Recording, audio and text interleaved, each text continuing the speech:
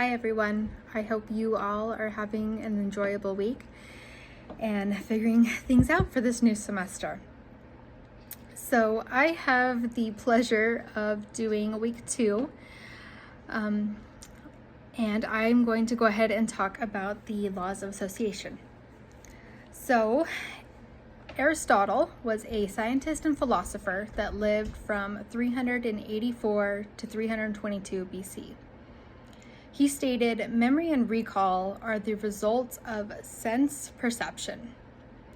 I like this topic because I've worked with several dementia patients, and with being around these individuals, it's easy to see that certain experiences or past encounters are easy for them to remember, while other memories can be more difficult for them to recall, and they have to work at it.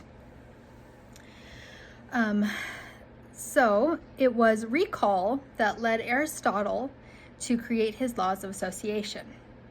So first, and the most basic law, is the law of contiguity, if I said that right. So when we think of something, we tend to think of things that are experienced with it.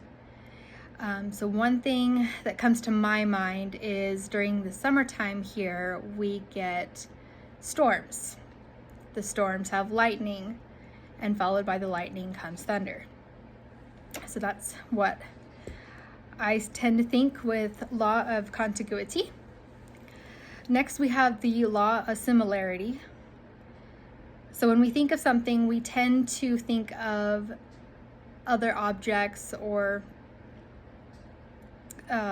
things that can be similar to it. For example, coffee, hot chocolate, tea. These are all drinks that are usually taken in hot, but I guess sometimes would be good cold. Following is the law of contrast. So when we think of something, this is when we tend to think of the opposites. So hot and cold, up, down, positive, negative. I know that when I think of the positives in life and things that are happening or going well, I also tend to think of the negatives and the things that could go wrong at the same time. Next, we have the law of frequency.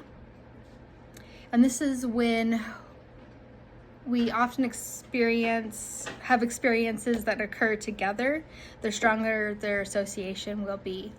So for the patients I work with, a lot of them get prescribed new medications by their doctor, and there's a certain time of day they have to take them. And at first it might be a little difficult to remember, oh, I need this one at lunchtime or I need this one at bedtime. But the more the patients associate the time of day with the medications they have to take, they get better at remembering the correct times. So I believe that's everything I have. So thank you so much for your time, and I hope you have a wonderful week.